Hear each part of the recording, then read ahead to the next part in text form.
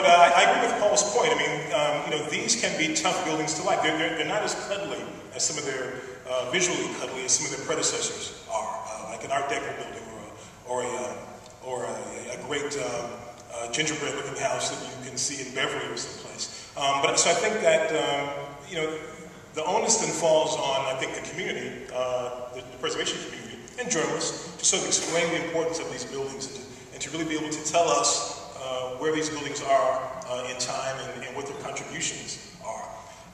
But that's just some. I mean, you know, some buildings, modern buildings, people get. But this one is pretty tough. This one's tough because it's big, it's concrete. I mean, I personally love it. My oldest daughter was born there, so there's a sentimental attachment there. And like most people in the room, I knew Bud when he was you know, obviously alive. So there's an attachment to the building that draws me to it. But to the layman, it's tough. If you go by it when it rains, and it kind of has this sort of wet, bleeding spots on it, it's hard to make the case to some people. But I think that, on the other hand, it's not a reason to keep it. And this kind of thing isn't necessarily a popularity contest. I mean, it is a valuable building from a valuable architect, and I think that keeping up the fight to preserve it is worthy, and the converts will come.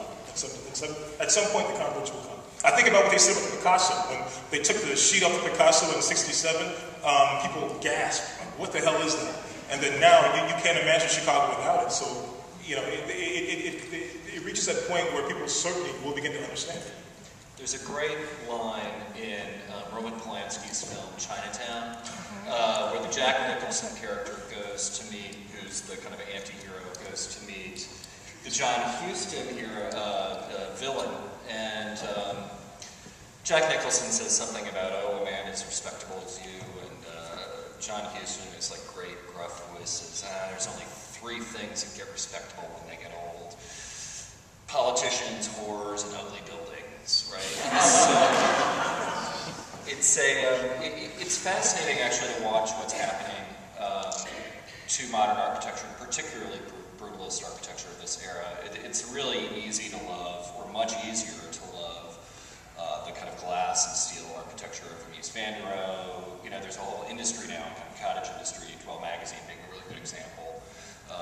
You know, which is, I call it Eames Chair magazine, because, you know, every time you turn the page, look, Eames Chair. Look, Eames Chair.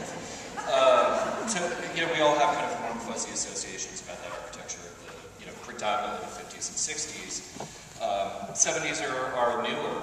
But it's kind of fascinating to me that brutalism now is going through the same kind of public scrutiny that Victorian architecture actually did in the day, you know, in the 50s and 60s here. So I think of, you know, like Richard Nicol, you know, climbing through the Exchange and trying to, you know, save architectural fragments of architecture that was completely unappreciated.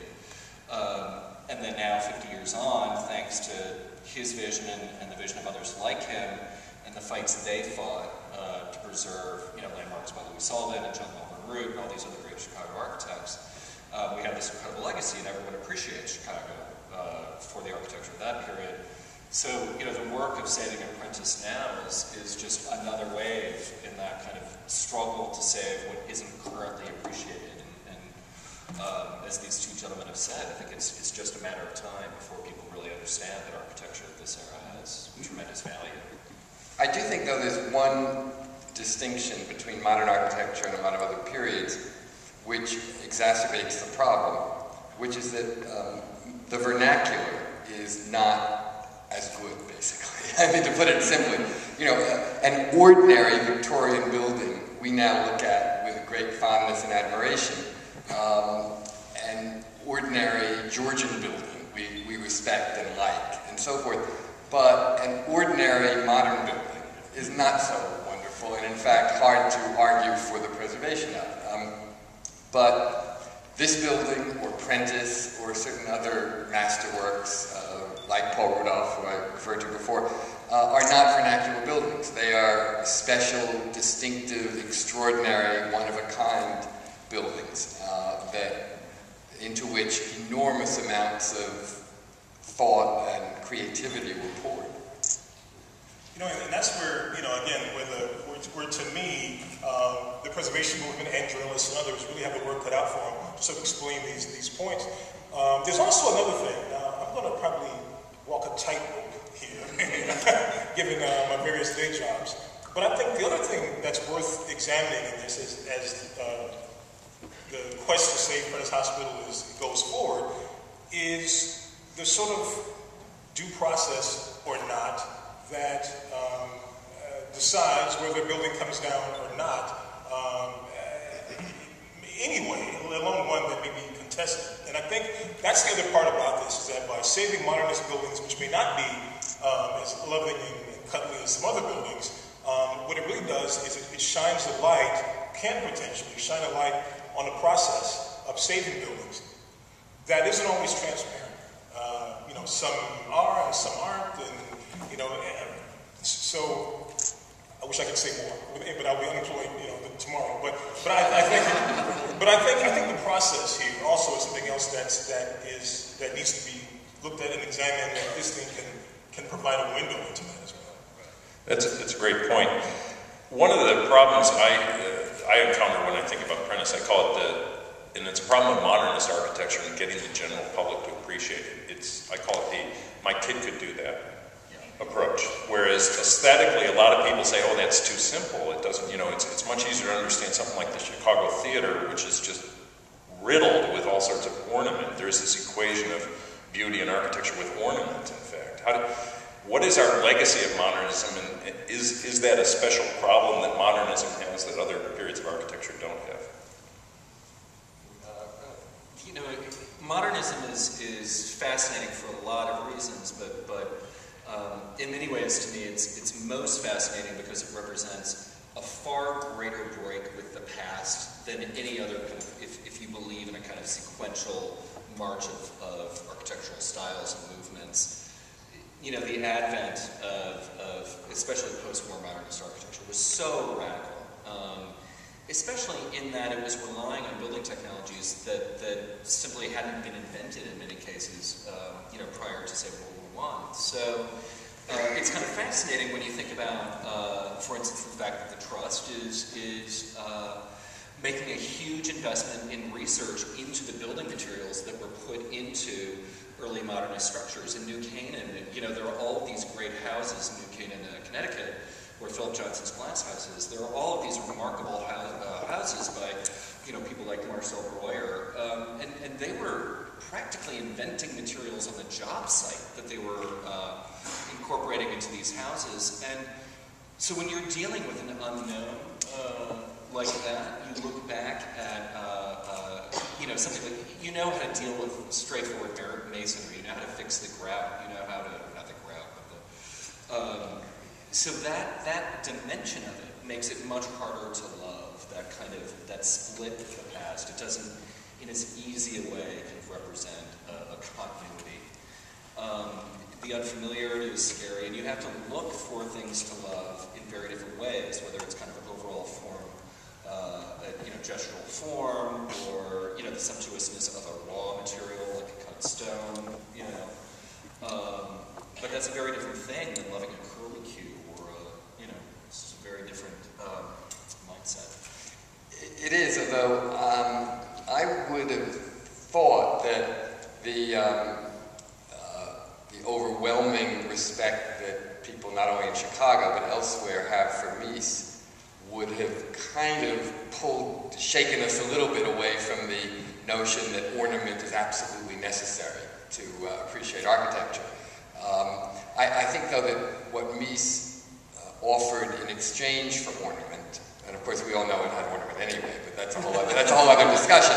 But in exchange for traditional ornament, let's say, was this sort of exquisite sense of proportion and elegance, really. I mean, extraordinary elegance. And it is hard, no matter what you feel about it, no matter how much you love it, no matter how much you want to preserve it, it is very hard to describe Prentice Hospital as elegant.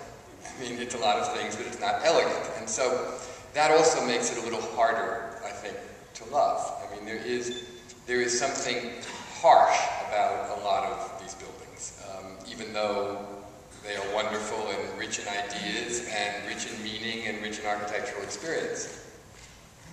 I would respectfully disagree. I mean, I think there is an elegance with Prentice. I mean, I think the shape and the symmetry of the tower, the way it sits on the base.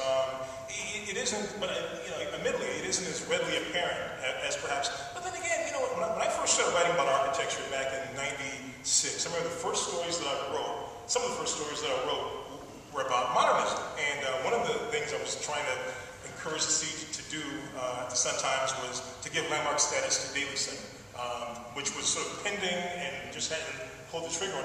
And I remember writing about that, and people, calling me up because there wasn't much email back then, and saying, that building's ugly. I mean, what are you talking about? And it's too new. I mean, now, just some 16 years later, I think there's a bit of a shift. There are people who think it's ugly no matter what, but I think the understanding that building, in particular, as something as a quality building, doesn't look like the Louis Sullivan Stock Exchange building, obviously, but it has its own merits. But I think it's up, again, I'm not sounding like a broken record, I think it's up to those who are passionate about this to really begin to explain to theirs what the deal really is. And I also want to say, if I can, that there's also a slight break. I think that people can understand Miesian and architecture, whether it's by SOM or C.F. Murphy or others.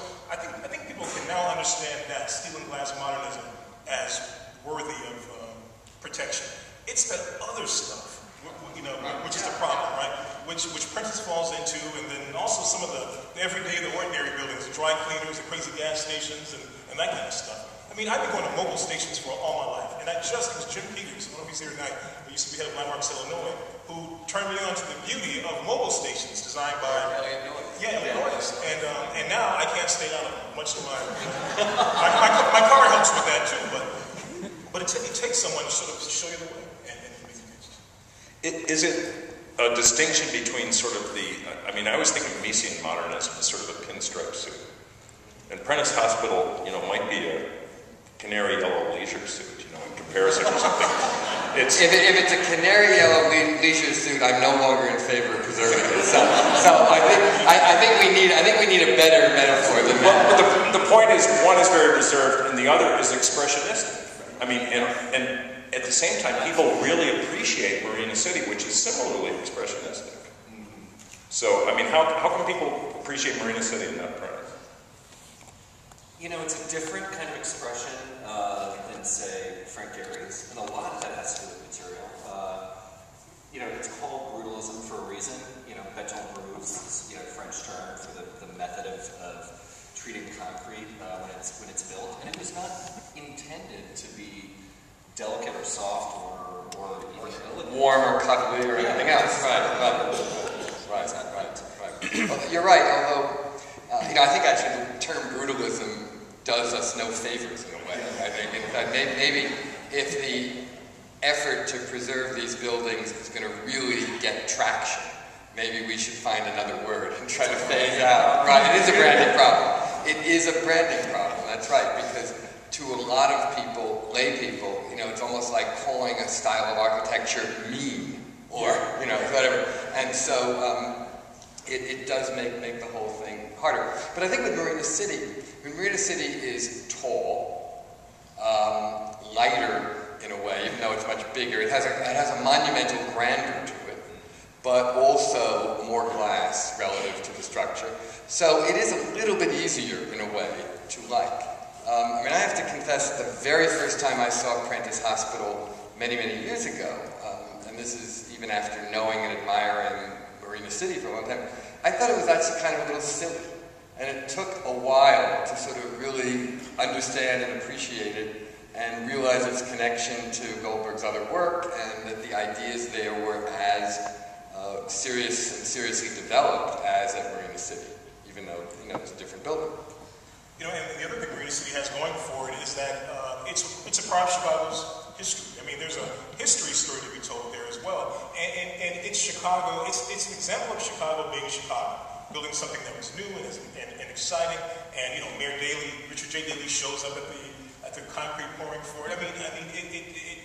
It has an architectural story that can be told and that is told, but it's also part of Chicago's story. You're absolutely right. And also, in fact, by now, it's part of the iconic view of Chicago. You got the Tribune Tower, the Wrigley Building, the IBM Building, and Marina City.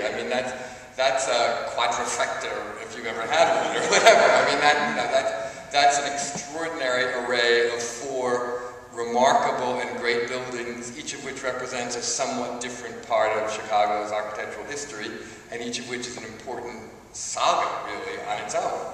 So, that's not such a hard sell, because you couldn't imagine a picture of downtown Chicago without Marina City. But it's easy to imagine, unfortunately, a picture of the northwestern neighborhood without Prentice. There's a strange, there's a strange moment in Chicago's architectural history, and in a way, I mean, Goldberg, we've come to appreciate him. I mean, he just had a monographic show at the Art Institute. I mean, he's been received back into the canon after a period of being out of fashion.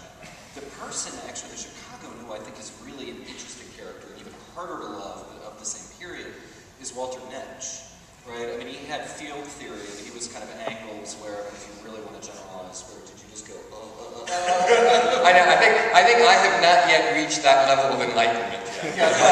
I'm ready for, I'm sort of, I'm definitely there with Goldberg. I'm not entirely there with Walter Netsch yet. And I mean, one of the reasons I bring him up was when you said earlier, Paul, that there's sort of good and bad architecture of that period, unlike other periods where the vernacular might have been. But I mean, here's Netsch as an example of an architect who, may he rest in peace, and no disrespect to his memory. His buildings are both not necessarily easy to love, but also not necessarily aging very well, and you can kind of see that on, say, the UIC campus. I'm sorry. No, I was going to say the chapel at the Air Force Academy, though, is a wonderful exception to that, which is really a fantastic building. And the difference, part of the difference is that building has been taken care of. Yes. And it was built, the chapel, and the way it was intended, and it's taken care of the way it was intended. UIC, on the other hand, not really, right? I mean, it was they cheeked off the landscaping and did all sorts of things during the construction of it. We can argue whether if it was built exactly as planned, if it would be landmark worthy or not. But we never really got the full shot of what UIC could be. I mean, there were some elements across the expressway to the north that were supposed to be added. I mean, so we never really got a chance to see what was really there, and then what was there was taken care of, not rather shoddily, and then blown up at some points. So we never really got a chance to see what was really there. We had that same issue in the East with Paul Rudolph, too. I mean, those buildings were not cared for. In some cases, they were actively abused. In other cases, just ignored and allowed to deteriorate. And, when the Yale building, the Yale School of Architecture, was beautifully restored after really, literally a full generation of being disdained and in terrible condition, when it was beautifully restored. And literally, a fire took place in it at one point, way back in the late 60s. It was never actually shown, it was one of those things that was never fully proven and whatever,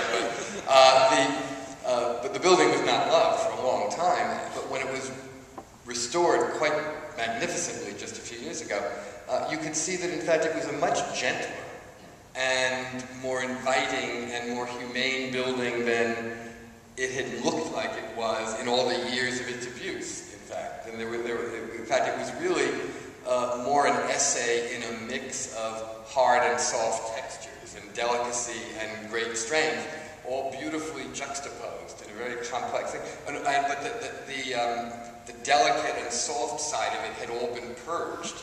And when it went back, everything felt different. Is there a problem with modernism because you have, often expanses of a single material where it actually takes more maintenance and care and watching out for what it looks like when it rains than, say, a building that's covered with ornament where, if ivy grows on it or if it gets some discoloration, it sort of blends in? Is it harder for modernist buildings to age?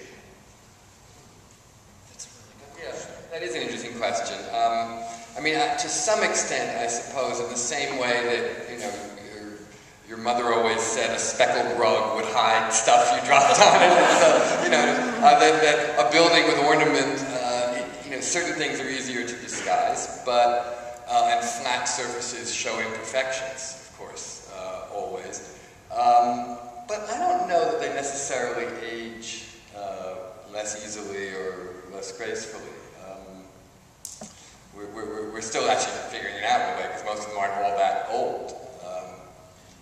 I remember a discussion we had with the Modernism Initiative at the National Trust a few years ago, and I think I made the statement that that the materials weren't as good as maybe earlier buildings, and I got slapped down by some of my colleagues over that statement. I mean, do we have confidence that a lot of these buildings are you know, that the technologies, the new technologies that emerged after World War II are just as are trustworthy and worth saving? Yeah, I mean, I think so. I mean, I think like with everything, I mean, when you get, I mean, I'm 46, and you know, I feel the age coming on. If I don't do something, are you worth saving? No. My facade is giving me some problems. But unless there's some intervention, either on me or the buildings, you know, we're both liable to fall. And you know, and I think the same is the case with you know, for kicks. I mean, if you look at buildings, if you look at images of the city, and you know, a great place to look would be the Chuck Cushman collection. Many of you probably know about this. Photographs that Indiana University has. Charles Cushman was this amateur photographer who roamed the city and took pictures of the stuff. Chicago, right around mid-century, a little bit after. And you see buildings that are, you know, even buildings that you like Tribune Tower, Wrigley Building. At that point, you know, they're 40 years old, and they're about, you know, some of them look pretty tired. And at some point, you know, after 1960 or 70 or whatever, intervention was made, and they look good today.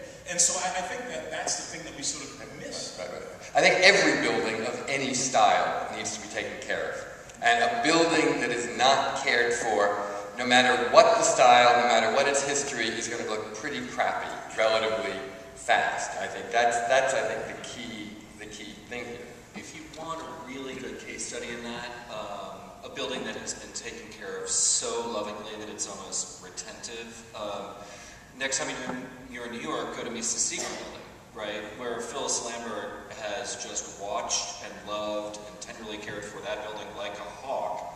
I mean, for lots of reasons and other variables. But that building was never let go. And in fact, actually, when it was sold some years ago, there are all these covenants in it that require the owners to maintain it at a certain level and make no alterations and so forth. So you're right. Now, it's true that a lot of modern buildings, though, if I can come back to that point about the vernacular, I think a lot of vernacular modern buildings weren't built terribly well. They were built quickly and cheaply, and with the expectation that, you know, they would have a 20-year tax depreciation, and then it would be someone else's problem, and maybe they just wouldn't last beyond that. And you know, that's a problem, but I don't think that's an issue with buildings like this, or buildings like Prentice, or you know, the great works we're talking about. It is an issue with a lot of the vernacular works, or with certain things that were just built with more modest expectations. You know, the very famous and quite wonderful house that Charles Guathmy built for his parents in eastern Long Island, in Amagansett, which launched his career when he was in his 20s and famously cost $35,000 to build. You know, $35,000 even back in 1967 did not exactly buy you the highest standards of construction. And when his parents died and he and his wife decided that they would take over the house and live there themselves, they essentially rebuilt it. And so it looks exactly as it did originally, but in fact, a lot of structural things were replaced, the roof was replaced, parts of the foundations were redone, all sorts of things, so that it had, you know, basically a makeover to look the same. And I think that is necessary in a lot of cases. Let's come back to this idea of high style and vernacular and famous architects. I think Ned, you mentioned that we just had a retrospective on Bertrand Goldberger. Mies is someone we appreciate. If you go back in history, Frank Lloyd Wright was appreciated early on, and it was only very slowly over time that we started adding other Prairie School architects to the list of things we thought are important. If we were having this discussion 10 years from now, would there be more unanimity, more public acceptance? I'd like to think there would be. I mean, I think the older, I mean, it goes back to both your quote and the quote I used. It's a matter of age and familiarity, and you know, familiarity breeds contempt, but it also, you know, breeds certain sentimentality, right? So. And I think there's an interesting generational thing that's at play when it comes to modernism too. I have three teenage daughters, and without me leading them to modernism, they love it. I mean, there's a cleaners that I've mentioned in lectures, Pride Cleaners at 79th and St. Lawrence on the south side has this crazy hyperbolic paraboloid concrete roof, and they make me take them to see this building just to look at it, and they just want to see it. So I think as those people get older, they begin to perhaps appreciate things that maybe generations before them appreciate. Well, also, for your daughters, I mean, those buildings are historic artifacts. Yeah. We think of them as things that connect to our lives, but in fact, they're, for a kid today, those are history. I had a sort of rude awakening to that idea a few years ago when my son went to Yale, where I had gone to school, and I had lived in the college designed by Eero Saarinen, Ezra Stiles College, which, when I arrived there in the late 60s, was all of like 6 or 7 years old. My son said a couple years ago, Dad, I hope you're not offended, but I've actually told him I don't want to live in that building. Because, when you were there, it was the newest, hottest thing, and now it's the oldest, most tired-looking building on campus. But then I realized that for him, those buildings were 40 years old, not 6. And if I thought back to the buildings that were 40 years old when I arrived, you go all the way back to the Gothic architecture of the campus, all the ancient stuff. That was 40 years old. So, this stuff is history to a young generation. There's this sort of bell-bottoms phenomenon, right? I mean, I grew up with bell-bottoms, and I wouldn't be caught dead in a pair of bell-bottoms, right? These are nice, tapered pants. But, someone who's 20 years old who doesn't have any memory because they weren't alive in that moment, sure, they're going to feel totally open to it. Think they're kind of kooky and weird and, old school in a good way. Yeah, the old saw is that you didn't want to preserve something that you saw built. But I also found myself that my standards have changed over time. And there are buildings that 20 years ago I thought were ugly that I now think are beautiful. And the building didn't change. I mean, do our social perceptions change over time? Any comment on that? I think so. Like the guy wrote the piece, I want to say in Atlantic recently, about how things kind of go in these 20 and 40 year cycles. Nostalgia kind of goes there. So, so we get Mad Men now, of course, 40 years on. And I think about when I was a teenager, if I ever was a teenager in the 80s, how the 60s were really hot. Right, so we all had skinny ties and narrow lapels in our suits, and my parents thought it was crazy. And now I wouldn't wear it at all. But skinny ties. That's right, in their back. So I think there's that as well. That there are younger people who like nostalgia of the time before they were born, and then there's this sort of general thing that happens with society in general, which carries us through these cycles every 20, 40 years.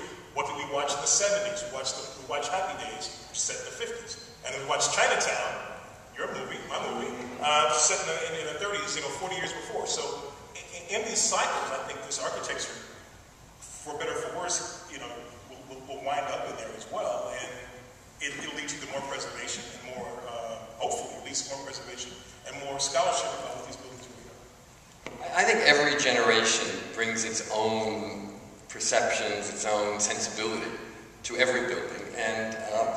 And every building is also perceived within the context of the culture that we're living in at that moment, as well as the culture in which it was created. And so, also, since every building is also physically changing all the time, because it's either deteriorating or being cared for or whatever, but it's never a constant any more than our bodies are a constant, so that you basically have everything is dynamic. The building itself is changing, and the cultural context within which we view it is changing all the time.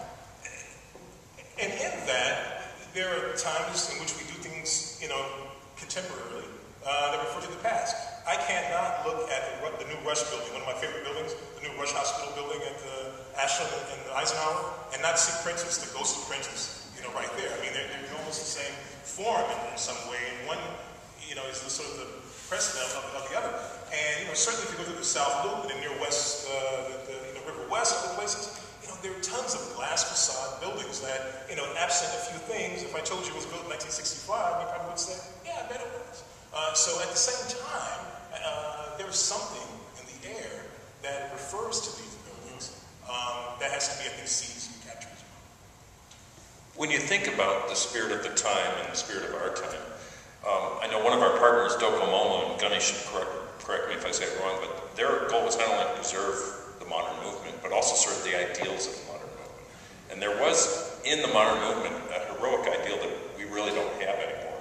You could solve every problem through design. I mean, Gary is the great example of that to me, right? And I may be going out on a limb, or in hindsight, I may think I'm 20 years, I may look back and say, God, you were a fool for thinking that. But I look at Gary, for instance, or maybe is the greatest exemplar of, the kind of architecture of exuberance of the late 90s and early 80s before the recession. I mean, kind of the way functioning in a kind of societal context, much the way the Art Deco did, leading up to the Great Depression. And already I look, even though Frank Gehry is alive and still producing unbelievable and incredibly vital work, I think of it as work whose moment has passed because the economy and social attitudes have changed so dramatically since the time when he really exploded onto the stage with Say Bilbao, right? So there's a lot of slippage when it comes to what's of its time or not of its time. I think of the amount of energy that, say, architecture critics spent turning their backs on postmodernism in the late 90s, kind of like, oh, what were we thinking? But then at the same time, the greatest postmodern architects, Michael Graves, still practicing in that idiom, still totally relevant, still masterful, So we have to kind of accept that our aesthetic judgments, first of all, are completely affected by factors we may not even be aware of, like economic factors, but also they're completely relative,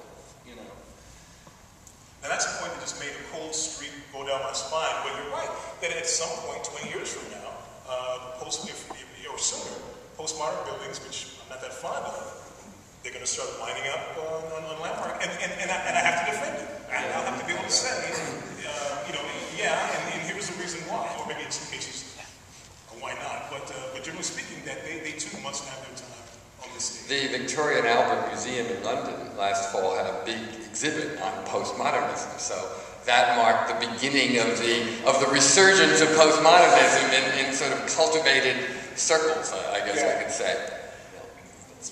I have an issue of Preservation Magazine from 1957 where there's a book review and it says, we really have to start looking at the buildings of those decades as not horrible. We have to find some redeeming qualities in them.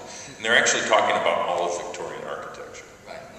Well, the quote that I mangled earlier on, that I know I have correctly in my book, in Why Architecture Matters, but I just don't remember it exactly, from Summerson was actually, I believe, referring to Victorian architecture originally.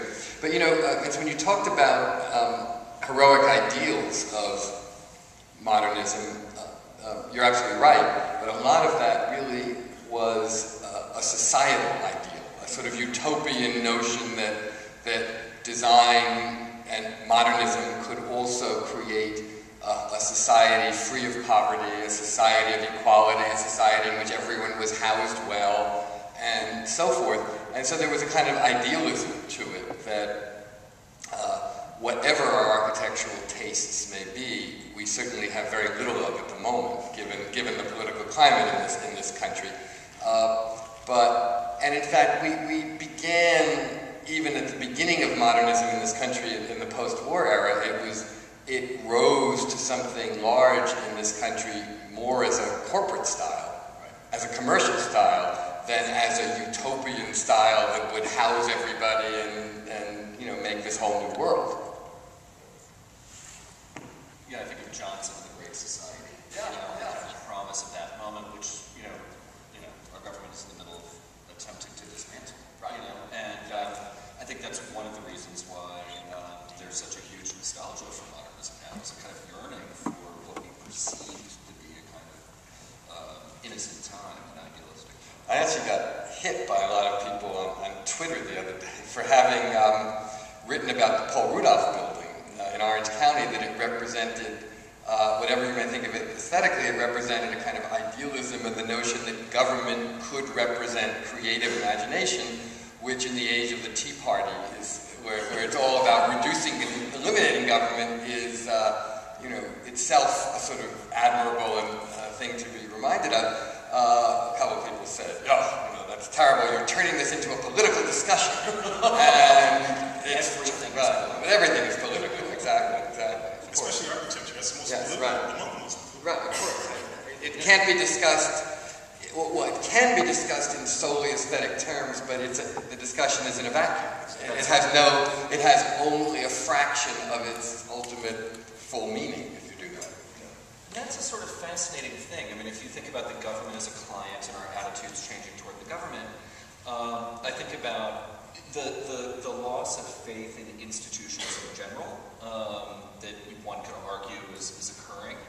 And I think about Northwestern as, both, and we were talking about this earlier, as, an academic institution, as a hospital, as a place of higher learning that you would expect to be a better steward, right? And I think of, for instance, some of the leading architects in practice over the last 50 years have gotten their first kind of major, large-scale, non-residential commissions from universities. And so to see a university making a decision that is so profoundly unenlightened in turning its back on Prentice, if I were on the board of that institution, I would feel kind of ashamed, because it's not, is that the Northwestern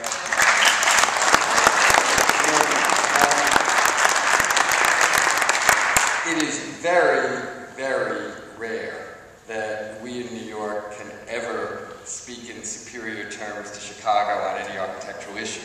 But having said that, I think the way New York is giving a really serious and challenging look to NYU's expansion plans, which, by the way, are done by very good architects, but raise a lot of problematic issues that are very much in the center of public discourse, is in fact quite different from the situation here where Northwestern has kind of operated in private and seems somehow not accountable in the way, whereas NYU is being held accountable. And I think that's the difference there. That's interesting. We've got 15 or 20 minutes. We could take a few questions from the audience, if there are some. And I'll bring the microphone down. No, it's very simple. I want to know more about how NYU is being held accountable. How is that happening? NYU is being held accountable in just the public discourse, as it were. I mean, there's been a lot of discussion in the New York Times. There's been discussion in other organs. I think it will continue and grow. And they are asking for things that they cannot do as of right and will need city approval. And so, and the city of New York is, certainly in terms of preservation, I think, has, again, a somewhat stronger track record than Chicago, for all that we are inferior to Chicago. On the general architectural scale, I think New York has been stronger, more assertive, and first on preservation. How that will all play out and end up, I really don't know for sure. And to say they're being held accountable does not mean that they will not get away with a lot of the things they want. So I'm not saying that, but they are certainly not able to do it in a stealth manner, silently and behind the scenes.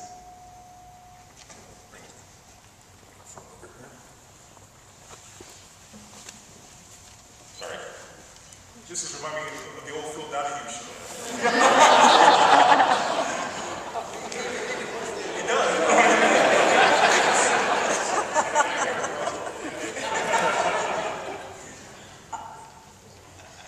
You mentioned the difference between the recognition of Marina City versus Prentice Hospital, and the question came to my mind, do you think it makes a difference that Marina City is located downtown versus Prentice Hospital, which is really located in a residential type neighborhood?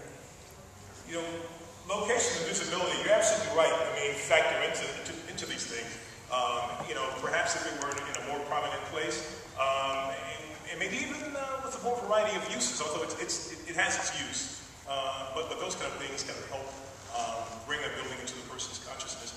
But also, you know, from the beginning, Marina City, you know, like many buildings in Chicago, very special. I mean, you know, it was planned with the idea that it was part of this new Chicago that was bubbling up after the war. So it was placed, for my money, in a larger context. And when it was being built, Prentice, which actually, with engineering-wise and the sort of layout of functions in there, actually does some pretty remarkable things as well. But we don't know. I mean, it isn't told. You know, we aren't told that. We're finding that out now. But it isn't part of the city's canon and folklore as Marina City is.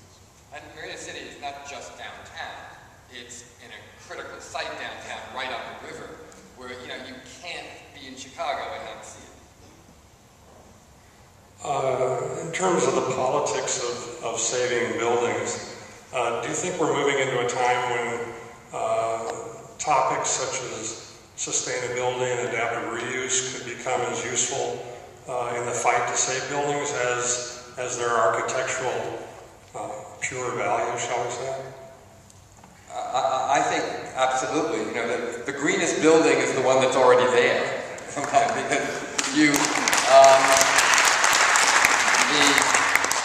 you do not have to expend the energy required to demolish it and construct something new.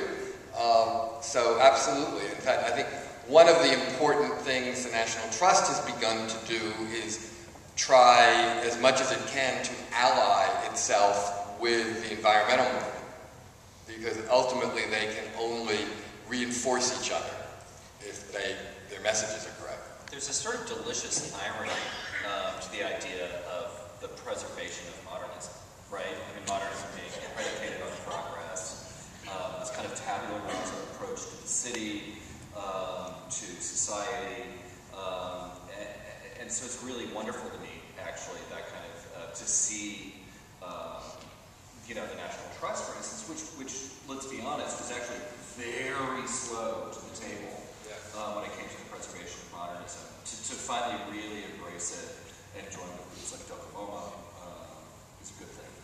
Now the Trust owns, you know, two of the greatest modern houses in the world, not just in this country. So, Following along with that line of reasoning and discussion, Bertrand Goldberger is known for having said that he didn't mind if his buildings were torn down because that's the nature of architecture and progress and capitalism.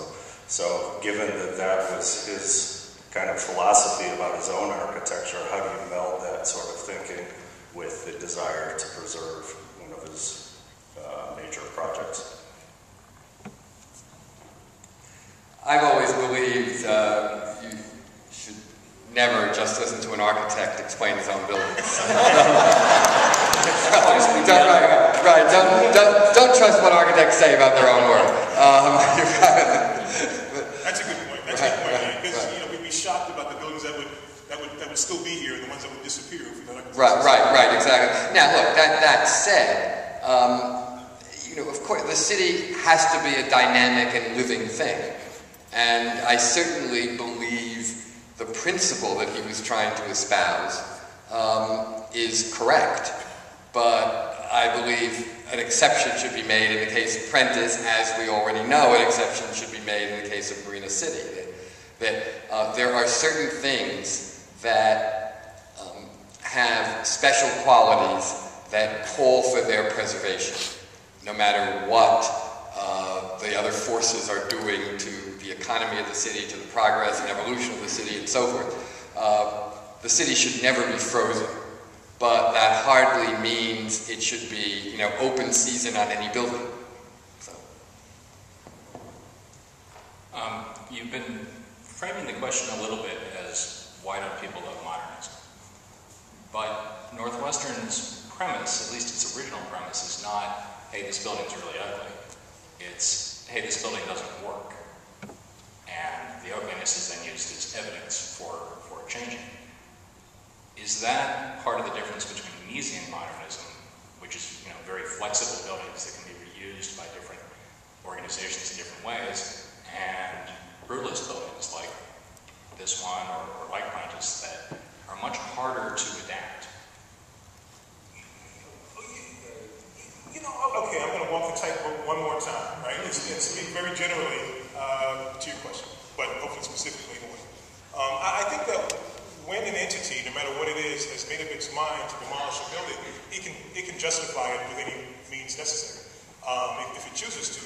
Just if an entity wants to preserve a building, it can think of reasons to do it. I think that we're a little bit on dangerous ground if we, generally speaking, make an argument that a building is no longer functional without actually running it through the paces to see those uses or the uses that can be added there. Particularly when, generally speaking, there's a vacant lot right across the street from a building that can be used to do all kind of things. Or three, right, exactly. I know, I found that amazing to talk when I revisited it this afternoon and saw this building and then looked at this amount of land that's 10 times the site of that site across the street that Northwestern also owns.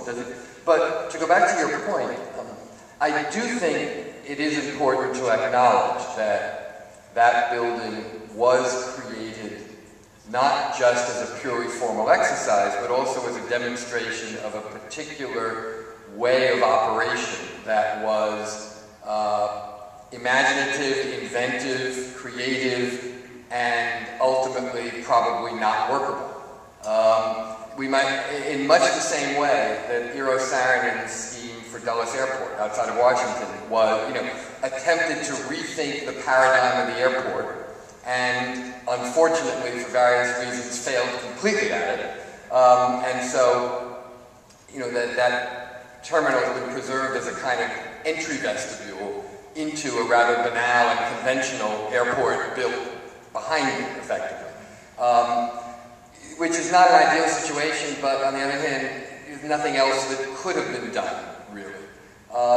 So I think you're right that it does not do the effort any good to deny the functional shortcomings or pretend that they don't exist. The question is, can the building be preserved and can it evolve toward another use that is still appropriate for the institution, would have meaning for Northwestern, but would not cause a hospital to have to operate in an unworkable way, in the same way that an airport cannot operate with those, funny trucks or buses that Saarinen invented to go back and forth. Right. I mean, it was all a very cool idea, but it was ultimately ridiculous. And in the age of security and also jumbo jets with that people, it would be unthinkable, really. It's one of the problems why people don't understand modernism, because modernism basically broke the traditions of architecture and really brought architecture to a whole new frontier, which was the good part. And the bad part was that it shattered traditional notions of community and the bad side. So we basically don't have a consensus on what the influence of modernism has been on the contemporary society. There's a lot to be said for being skeptical about the contributions modernism made in the realm of placemaking on an urban scale. And I would say that the profession of architecture actually suffered a great deal when it came to the backlash against. It kind of lost confidence. It was though a surgeon who had killed several patients in a row, and then you lose a lot of clients that way. It's been fascinating, actually, over the last 15 or so years to watch the profession try to hold on to a notion of modernity and progress when it comes to the form and operation of an individual building, but really effectively turn its back on the words, of modernist planning as conceived of by people like Nice or Le Corbusier. So I would agree with you. I agree too. In fact, that's really related to the point I was trying to make earlier with the vernacular.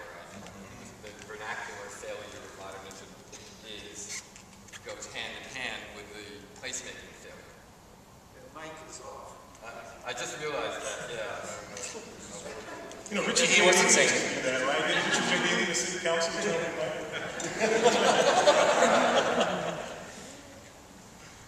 I want to go back to this generational point. I grew up here and I went to college in Pasadena at Caltech, and that was at a time when modernism was sweeping the scene. You know, the Inland Steel Building and the Seagram Building and stuff like that. And Caltech was not that. Caltech was a main building by Myron Hunt and a campus plan and a chemistry building by Bertram Goodhue, and the fantastic student houses and faculty club by Gordon Kaufman, who should be a world-renowned architect. And I just fell in love with that stuff, and I've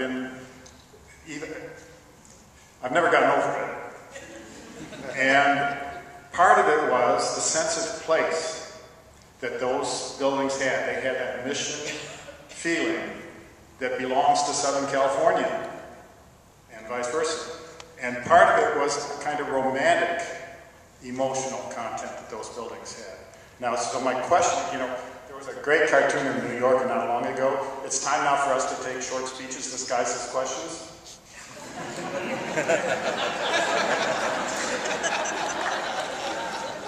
My question is, will modernism ever have that sense of place if Gary can build the same building all over the world? Will it ever have those romantic associations when you look up at Mises' IBM building? Or can it have emotional associations that will be an equivalent? I feel so strongly about this one that I'm ready to jumping right in. But absolutely 100% yes, it can. And, you know, maybe one of the, in kind of our profession of architectural criticism and observation, a great example of that is the late Herbert Beauchamp, who was a critic at the New York Times, successor of Paul's there. And he wrote with such first-person passion about the buildings that kind of fell into his purview.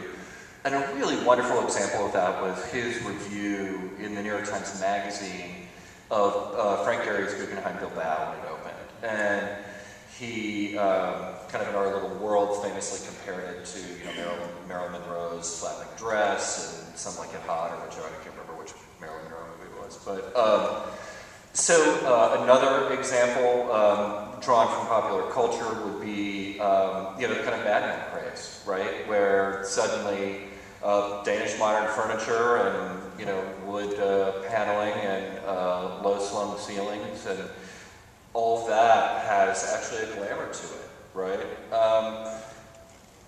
So I would say yes, and the semantics are different for every generation, right? So when I say something is cool, it means something very different to someone who's 15 and someone who's 70, right? In the same way, the formal vocabularies of architecture through time mean very different things to the people who occupy that architecture at different moments in time. Yep. No, I would agree. Thank you. Look at that. A working microphone. Amazing. I would differ with you, though, on Gehry, who I think is not putting the same building everywhere, has just created a vocabulary that he is using in different ways in different places, but I see tremendous differences within that vocabulary in the same way that if you know, study Mies carefully, it's much more than just dropping the same building everywhere as well. And his buildings, I think, are quite responsive to both program and site. And I think they're very emotionally engaging in a way that actually recalls certain architecture of a different period altogether. The question is, I go back to the question I raised before. I mean, when you talk about the Caltech campus, and we talk about a neighborhood, there's a sense of place that can be created through very good average buildings, not masterworks. Where modernism has never succeeded, and where I'm not sure it ever can succeed, but we'll see, is whether it can create a powerful sense of place that is not anchored around a single masterwork, whether it's Frank Gehry or Mies van der Rohe or Skidmore, Owings and Merrill or Bertrand Goldberger or anybody else. And I don't know, it thus far has not succeeded in doing that. We're getting to the end of our time. We promised to let you out at 7. It's just past that. Any last words from the panel? Save Prentice. Okay, thanks everybody. Thanks to our panelists.